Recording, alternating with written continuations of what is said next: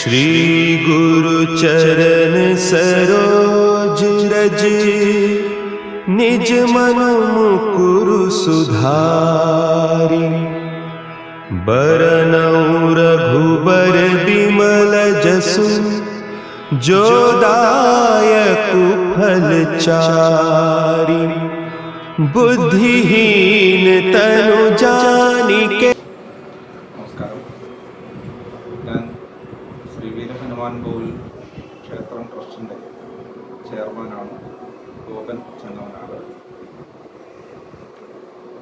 ഇപ്പോൾ ഈ ക്ഷേത്രത്തിൻ്റെ പുനരുദ്ധാരണം നടന്ന് പുണ്യം പുനരുദ്ധാരണം എന്ന ആപ്തവാക്യം മുൻനിർത്തി പുനരുദ്ധാരണം നടന്നുകൊണ്ടിരിക്കുകയാണ്.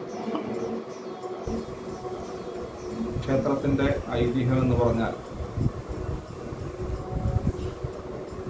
ഇത് അതിപുരാതനമായ ക്ഷേത്രഭൂമിയായിരുന്നു. ഭഗവതി ക്ഷേത്രമാണ് നേരത്തെ ഇവിടെ ഉണ്ടായിരുന്നത്. കാലാന്തരത്തിൽ അത് ജീർണിച്ചു. അതിനുശേഷം ഗവൺമെൻറ് ഇൻഡസ്ട്രിയൽ പർപ്പസിന് വേണ്ടി ഭൂമി ഏറ്റെടുത്ത് തോഷുബ ആനന്ദ് എന്ന് പറയുന്ന വ്യവസായ സ്ഥാപനത്തിന് നൽകി. ആ സ്ഥാപനത്തിൻ്റെ ഉടമസ്ഥനായിട്ടുള്ള ശ്രീ ആനന്ദ് സാർ ഹിമാലയത്തിൽ നിന്ന് കൊണ്ടുവന്ന ഒരു വെണ്ണക്കൽ ഹനുമാൻ പ്രതിമ, ഒരു വിഗ്രഹം,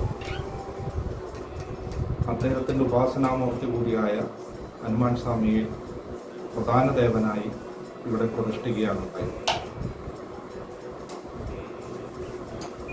65 കാലഘട്ടത്തിൽ ആ പ്രതിഷ്ഠ നടക്കുന്ന സമയത്ത്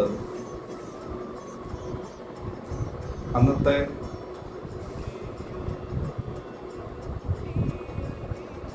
പ്രധാനമന്ത്രി ആയിരുന്ന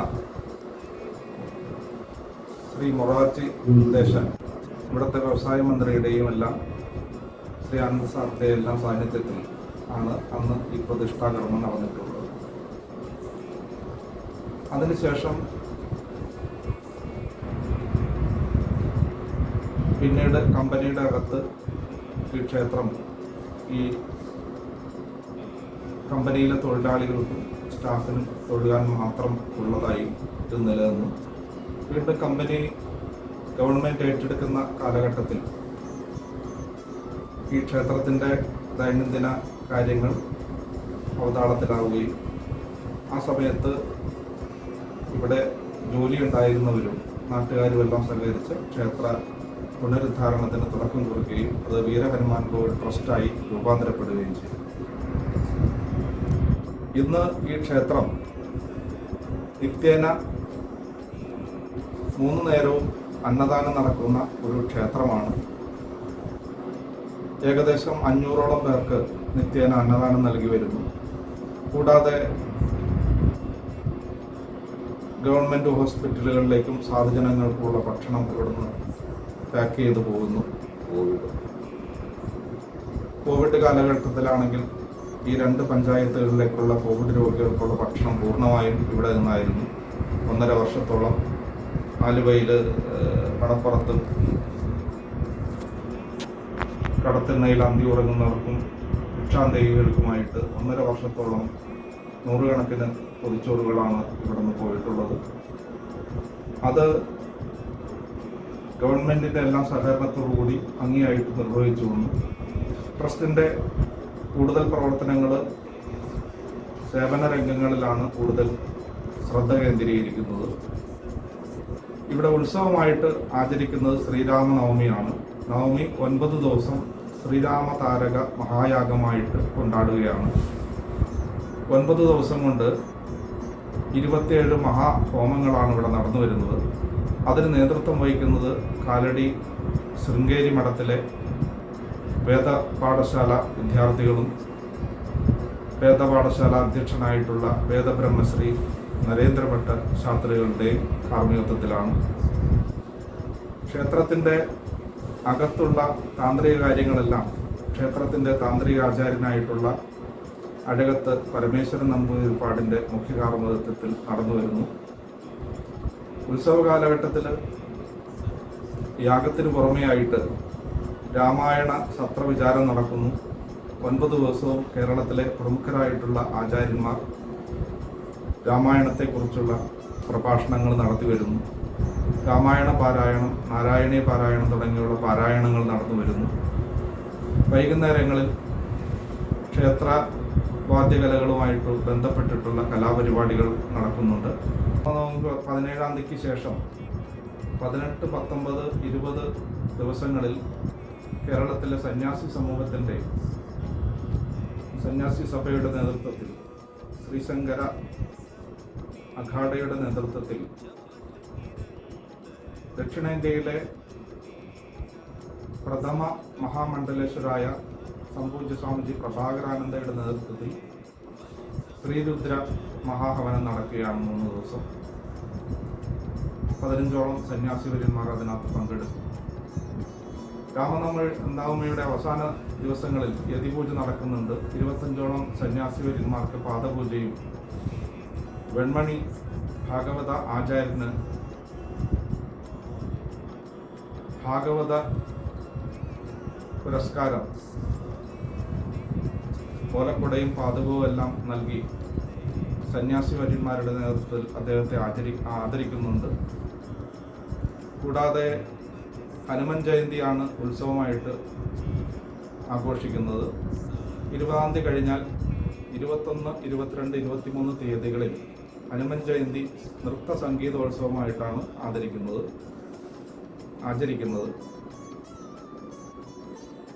ഏകദേശം സംഗീതാധ്യാപകരും സംഗീത വിദ്യാർത്ഥികളുമായിട്ടുള്ള 250ഓളം കുട്ടികൾ ഇവിടെ സംഗീത ആരാധന നടത്തും 3 ദിവസമായിട്ട്. അതുകൂടാതെ ക്ഷേത്രത്തിൽ 108 കലശം, അഷ്ടാഭിഷേകം, വൈകിട്ട് പൂമൂടൽ തുടങ്ങിയ ചടങ്ങുകളും ഉണ്ടായിരിക്കുന്നതാണ്.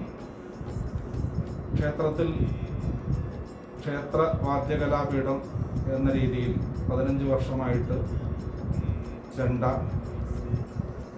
പിടയ്ക്ക, സംഗീതം, നൃത്തം, വാദ്യോപകരണങ്ങൾ എല്ലാം പഠിപ്പിക്കുന്ന ക്ഷേത്ര വാദ്യകലാപീഠമുണ്ട്. ക്ഷേത്രത്തിൻ്റെ കീഴിൽ ഒരു സന്യാസാശ്രമം ക്ഷേത്രത്തിന് അടുത്ത് തന്നെ ഉണ്ട്. കേരളത്തിലെ ആശ്രമങ്ങളില്ലാത്ത വൃദ്ധരായ സന്യാസിമാർക്ക്, ആശ്രയമില്ലാത്തവർക്ക് അവരുടെ വിശ്രമ ജീവിതം നയിക്കാൻ വേണ്ടിയിട്ട് ഉള്ള ഒരു പദ്ധതിയിലാണ് ആ സന്യാസാശ്രമം നിലകൊള്ളുന്നത്. 6ഓളം സന്യാസിമാർ അവിടെ ഉണ്ട്.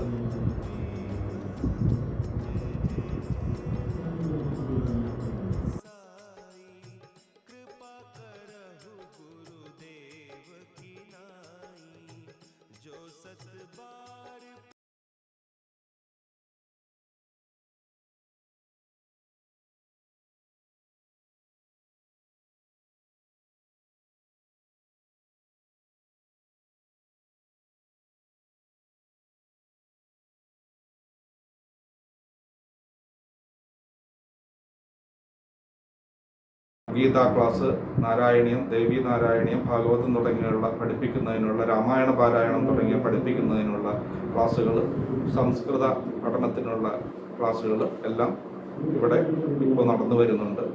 നല്ല രീതിയിൽ ക്ഷേത്രത്തിൻ്റെ പ്രവർത്തനങ്ങൾ മുന്നോട്ട് പോവുകയാണ്.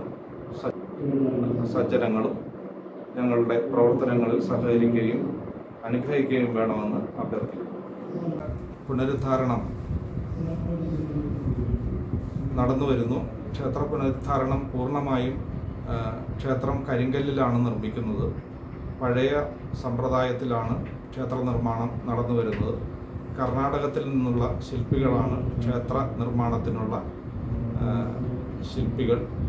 വളരെ ഭംഗിയായി കരിങ്കല്ലിൽ തീർത്ത മനോഹരമായ ഒരു ക്ഷേത്ര സമുച്ചയമാണ് ഉദ്ദേശിക്കുന്നത്.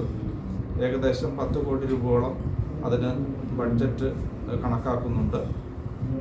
പുനരുദ്ധാരണം പദ്ധതിയിലേക്ക് എല്ലാ ഭക്തന്മാരും ആഞ്ജനേയസ്വാമിയുടെ ഈ ക്ഷേത്ര പുനർനിർമ്മിതിയിലേക്ക് പങ്കാളികളാവണം എന്ന് അഭ്യർത്ഥിക്കുന്നു.